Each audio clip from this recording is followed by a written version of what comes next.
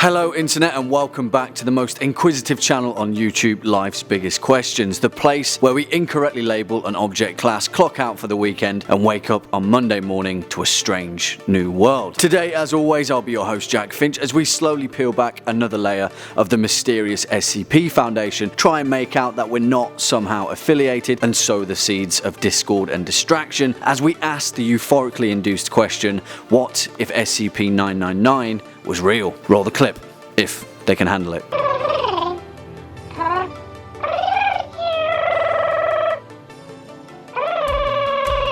What would our species do if there was a substance that induced pure elation, so powerful that it could bring someone from the brink of suicide to complete and utter joy? What would the world be like if we had access to unbridled, unfiltered happiness? Would it be a good thing? Would we really be happy?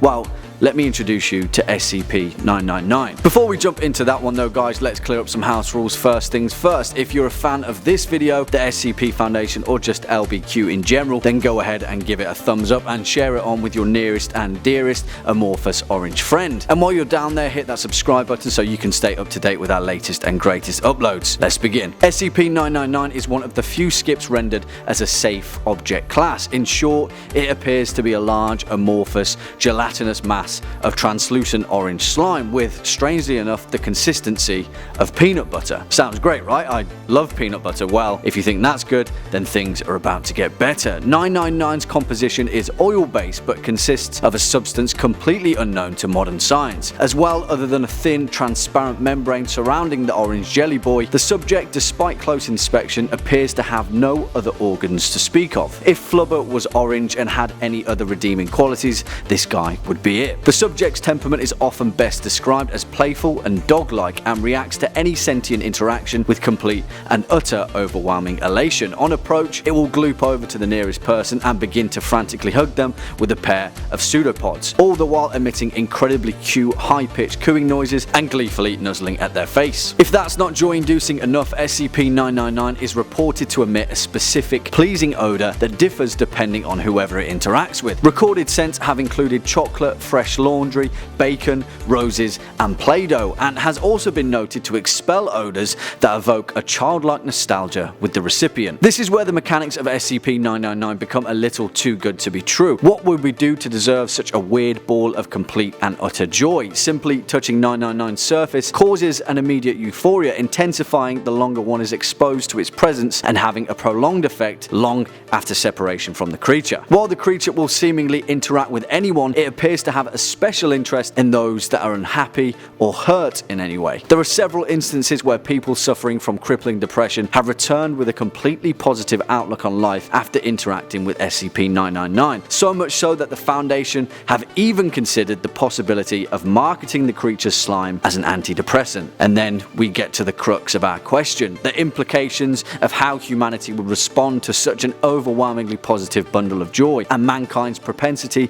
towards exploitation. How could we do this to such a beautiful, amazing creature? Let's consider scenario joy. A hypothetical scenario where SCP-999 slime has been extracted from its membrane during an experimental procedure with the intention of extrapolating the same genetic material and replicating it en masse. Our first point is an ethical point. Will the creature be in pain when a part of it is removed? SCP-999 has already demonstrated an unconditional love for all animals, especially humans, refusing to eat any form of meat and even going so far as to risk its own life to save others. So in that case, from a psychological perspective, how could we go ahead with the knowledge that SCP-999 was suffering? From here, we see scenario joy split into two clear paths. One where we knowingly go ahead with harming SCP-999 despite our knowledge of its suffering, and one where the creature feels no pain at all and is completely fine with giving a part of itself for the benefit of humanity. In the latter case, we're all good to go and the planet will rapidly become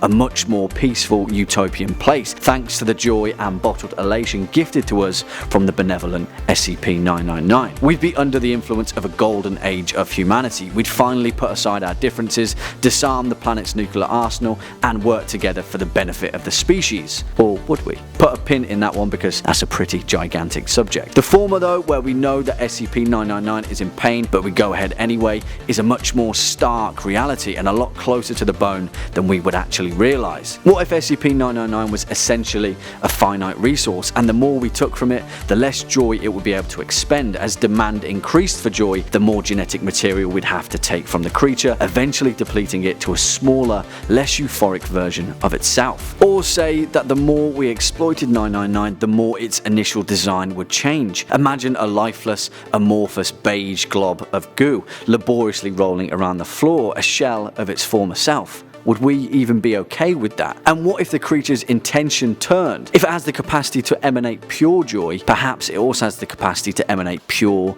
hatred and sorrow. Perhaps as punishment for exploiting the creature, instead of living in a utopia, it'd punish us by corrupting itself straight from the source, and instead of the distribution of pure joy, we'd be shipping bottles of hatred en masse across the planet like a jacked up version of Red Bull. Only this doesn't give you wings, it gives you deep, dark, crippling depression. And then we'd be right back to where we started, only much, much worse off, and no lessons would be learnt. That's Humanity 101. Right? Anyway, unfortunately, that's all we've got time for today, guys. What do you think would happen if SCP-999 was real? Leave your thoughts in the comment box down below. If you've enjoyed this video, go ahead and give it a thumbs up. As always, you've been watching Life's Biggest Questions. I've been your host, Jack Finch, and until next time, remember, there's no such thing as a stupid question.